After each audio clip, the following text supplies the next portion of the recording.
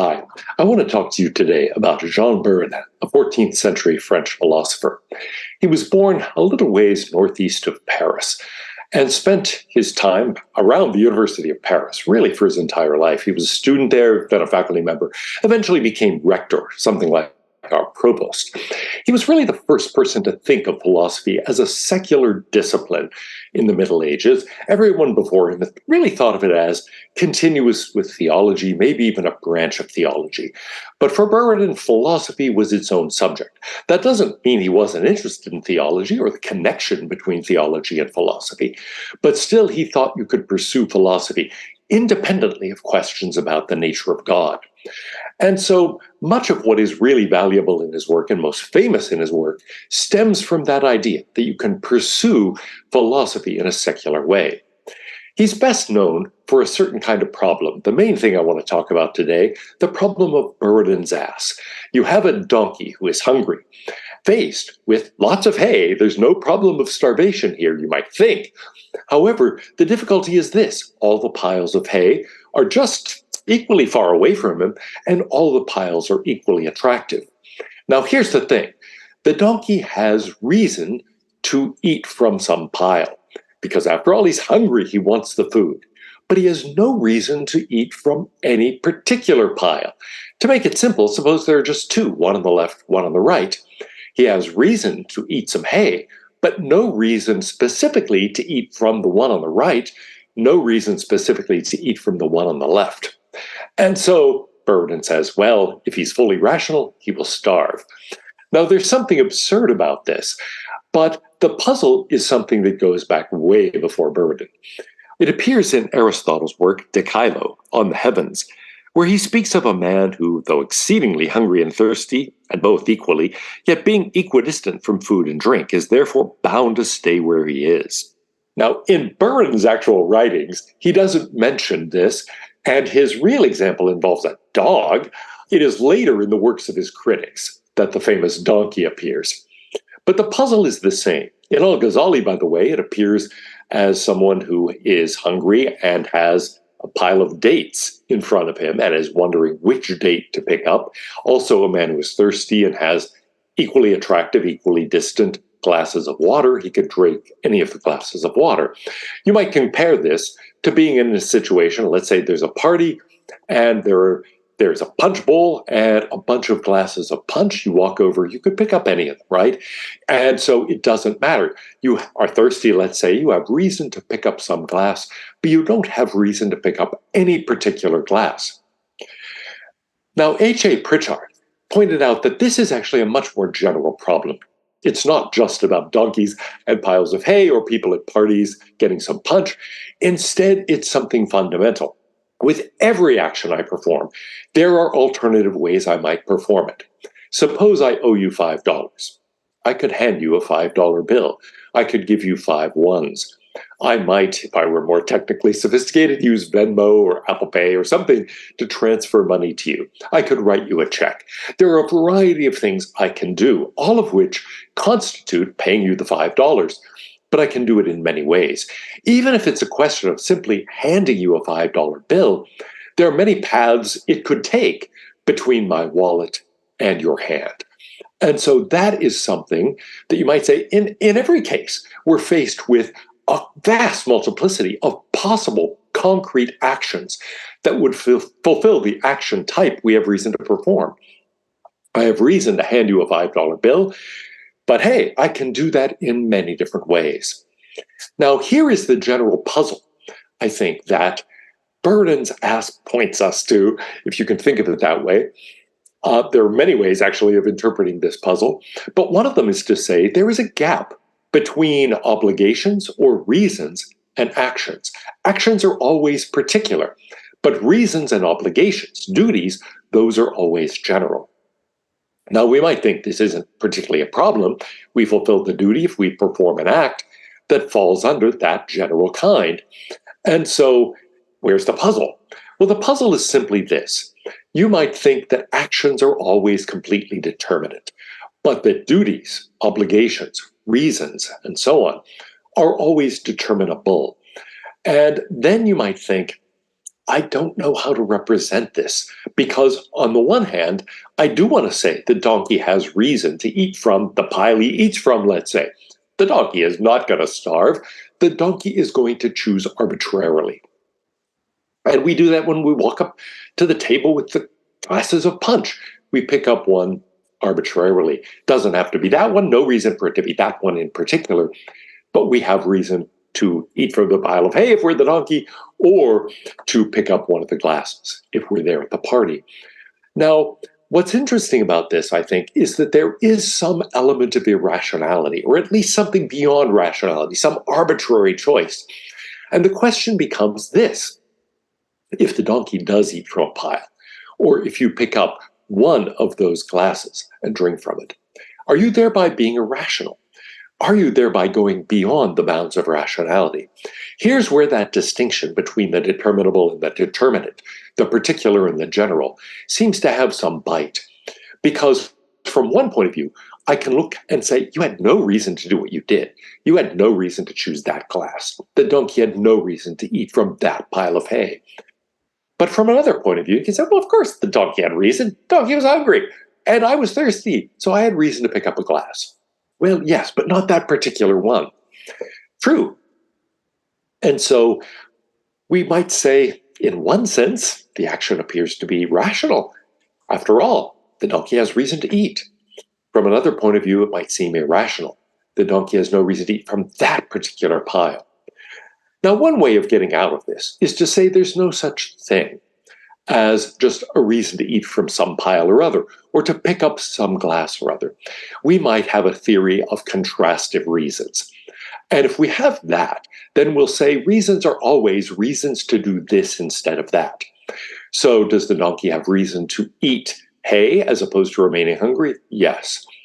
Does the donkey have reason to eat from the left pile as opposed to the right?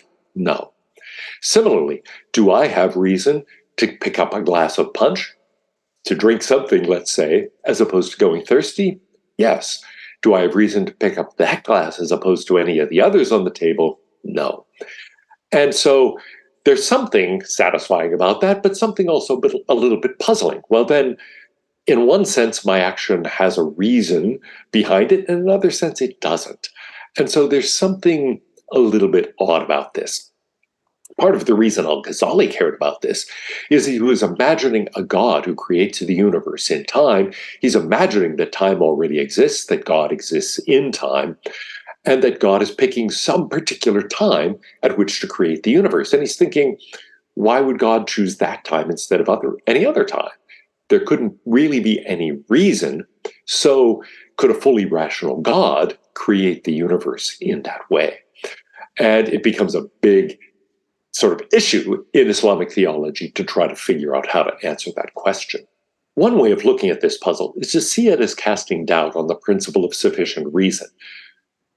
It's tempting to think, with Leibniz, for example, that everything happens for a reason, that there's nothing that's the case without a reason for its being that way and not otherwise. But on the other hand, why does the donkey eat from the left pile rather than the right pile? There doesn't seem to be a reason. Is there any reason I pick up that particular glass of punch as opposed to any other? Well, maybe not. And so we might worry that actually, in one sense, the principle of sufficient reason is false. I have reason to pick up a glass.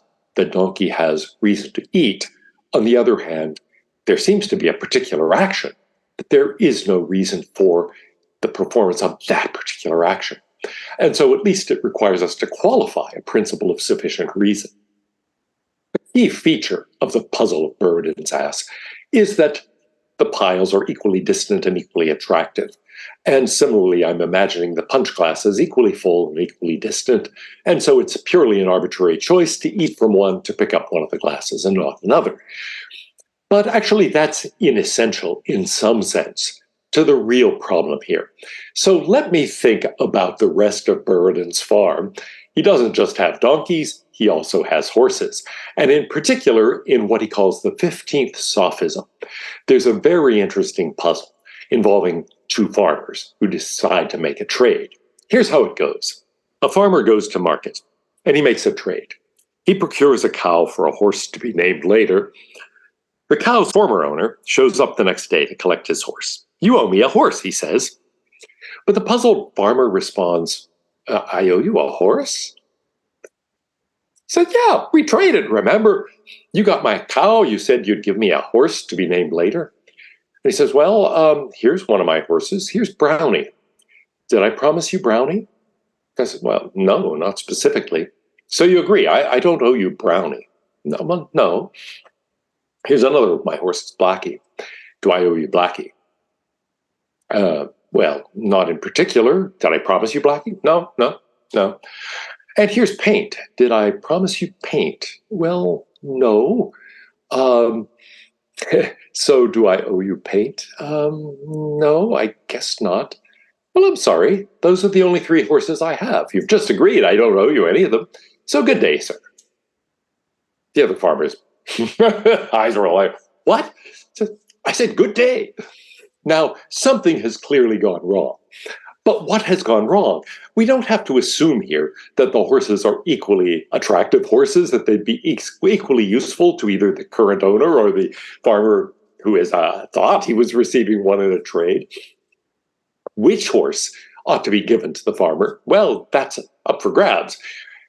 What Buridan is pointing out in the 15th sophism, I think, is something that is a little bit deeper, which is that there is this gap that Prichard later became concerned about with respect to promises, with respect to duties, obligations, and particular actions. It looks like the farmer has a duty to give the other farmer a horse. But which particular horse? He has no obligation to give him Blackie or Brownie or Paint, and yet he's supposed to give him one or the other of those. And so how is that possible? Now, in logical terms, it's not that strange. We can say there is an obligation that it be the case that P or Q or R, without it being obligatory that P or obligatory that Q or obligatory that R. And so logically, it is a coherent position. And yet there's something rather strange about it. How do we represent this kind of, if you will, determinable or generic duty? It's not a duty to do anything in particular. And at least that seems a little bit surprising. Now, if we try to trace through what's going on here, it seems more complicated than that simple logical point I just made really suggests. And why is that true? Well, partly because if I have an obligation to do one of these things, you might think, well, then I ought to give him one of these horses. But which one? I don't have any obligation to give him any particular one.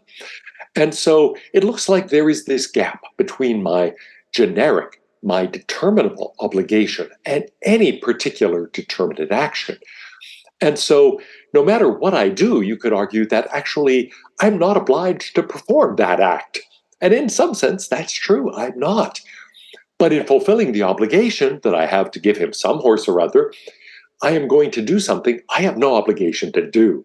And it at least has the sound of a paradox. To fulfill my obligation, I have to do something I'm not obliged to do. Weird. Here's how we might frame the puzzle. Does the donkey have reason to eat from that pile?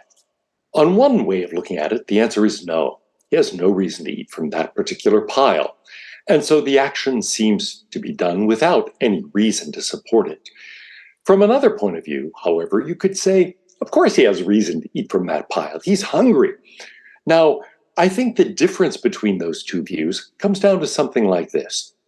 If I have a reason of a determinable, more generic, general nature, like the donkey has a reason to eat from a pile, or I have reason to pick up a glass, or I have reason to pay you some money, then do I have reason to perform the particular actions, the determinate actions that would fall under that general description? You can say no, but then you are left with this gap between the more general reason to eat, for example, and the more specific action of eating from that particular pile. In fact, you could argue, and this is what bothers Prichard, he's concerned that that way every action is going to look like it's performed for no reason. And so the alternative to that seems to me to say, well, if there is a reason of a general kind, then there is reason to perform a particular action of that kind. So does the donkey have reason to eat from that left pile? Yes, he's hungry. Do I have reason to pick up that glass? Yes, I'm thirsty. Do I have reason to hand you that particular bill out of my wallet? Yes, I owe you $5. And so the general thought here is that we have a choice. We can either say that I have a reason to perform this particular action because I have a reason to perform an action of that kind, in which case it looks like my action is rational and I have no apologizing to do. And God could, for example, create the world at a given moment in time, and there's nothing irrational about choosing that moment of time in particular, because God might have reason, whatever it is, to create. And so any moment will do. Or we can say, no, no, no. There really would be some kind of irrationality involved. And so there is some kind of irrationality involved, or failure of a principle of sufficient reason or something, every time we engage in any particular action, because at best we have a general sort of reason, not a reason to perform that particular action. Now, by framing it this way, you can probably tell which I prefer. I like to say that the determinable general reason gives me reason to perform those particular actions. But it's trickier to make that position out than you might initially think.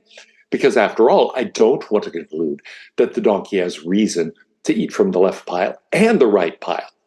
I don't want to conclude that I have reason to give you every single bill in my wallet, or that I have reason to drink from every particular glass at the party. I want to say that if you have reason to pick up some glass, you have reason to pick up that glass. But it's tricky because I don't want to say you have a reason to pick up each glass, and so give you some reason to drink from all of them. And certainly, I don't want to say the farmer has an obligation to give the other farmer a horse, therefore, he should give him every horse he owns. He does have some reason to give him Blackie. He owes him a horse. He has some reason to give him Brownie. He owes him a horse. He has some reason to give him Paint. He owes him a horse. But the point is, well, we don't want to say he has reason to give all of those horses. So how exactly do we manage this? Now, it's quite tricky, and it requires a bit of sophisticated non-monotonic logic, I think, to solve this problem. But still, we do face that choice, and that's really what I wanted to mention today. If I have reason to do a general kind of thing, or an obligation to do a general kind of thing, does it follow that I have a reason to do a particular action that happens to fall under that general heading? Am I obliged to do some particular thing? And if the answer is no, we do seem to be left with a gulf that causes a kind of problem for us. If we put them together, we face a different kind of puzzle. Am I now given reason, or do I have an obligation to do far too much?